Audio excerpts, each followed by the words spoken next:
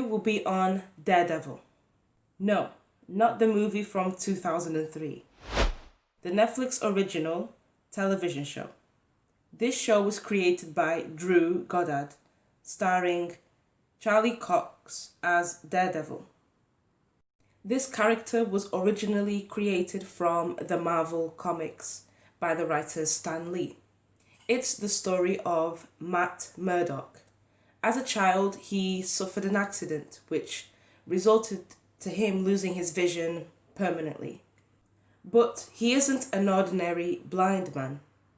This is a superhero story after all. His blindness has caused his other senses to enhance, especially his hearing. His abilities are so extreme that it essentially gave him superpowers. He's a blind man bored with his life, so he decides to take down criminals in the streets. He did take an education on law, so he's a lawyer by day and a vigilante by night in the city of Hell's Kitchen. Hell's Kitchen is a fictional city in this universe, based in New York. Matt Murdock sees the crime in the city. He doesn't like it, so he takes the persona of the devil to inflict fear on his enemies, hence the name Daredevil. How does a blind man fight criminals in the streets? Well, with his enhanced senses, he can tell how a person looks like by their smell. He can read people's minds just by listening to their heartbeats. He can sense where objects are positioned and how many people are in a room by listening to their wave frequencies. Ironically, him turning blind gave him the ability to see more. But this show doesn't romanticize his blindness. We are shown that his life is very tragic. Despite all the things that he can do better than the average person, he is still blind. It's still very difficult for him.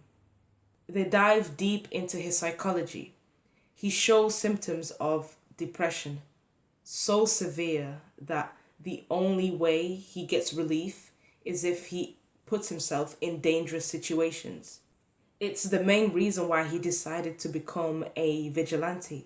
He gets off the adrenaline rush that comes with fighting dangerous criminals in the streets. He enjoys the violence, and he unleashes all of his anger and frustration by beating them in the streets. He's convinced himself that it's acceptable to do what he does because as long as they are criminals, he's not hurting anyone innocent. I like how this show doesn't glamorize the lifestyle of a vigilante. It shows us the reality of it. It's a dangerous life. The majority of them don't do it because they want to be good people. They do it for their own gratification. Daredevil has a lot of similarities to Batman. A lot. You could say that he is Marvel's version of Batman. I couldn't watch this show without comparing them two. It was something different from the typical Marvel movies, how they are all very colorful and bubbly. This show is gritty. The violence is very heavy. Many fans consider this to be the best live-action production that Marvel has done. The writers of the show focused on giving the side characters some development. It's good that they didn't become stale. They had their own stories aside from being associated with Daredevil. But with that, they ended up giving the side characters too much screen time. In season 2, they introduced the Punisher. The Punisher is another vigilante. He also has his own Netflix show. The whole of season 2 was dedicated to the Punisher. In season 3, we barely got to see Daredevil doing anything. Side characters are important and they deserve their own stories, but this is a Daredevil show. I just don't think that there was enough of Daredevil. They ended up overshadowing him. The writing is excellent. The actors do well at bringing these characters to life.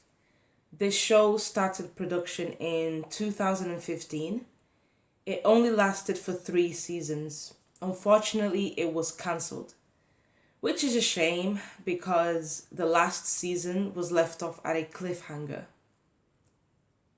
There's rumors that they may bring it back for a 4th season, but neither Marvel or Netflix have confirmed it, so we'll have to wait and see. I rate Daredevil 4 stars out of 5. It's available to watch on Netflix at the time of this recording. As always, thank you for watching.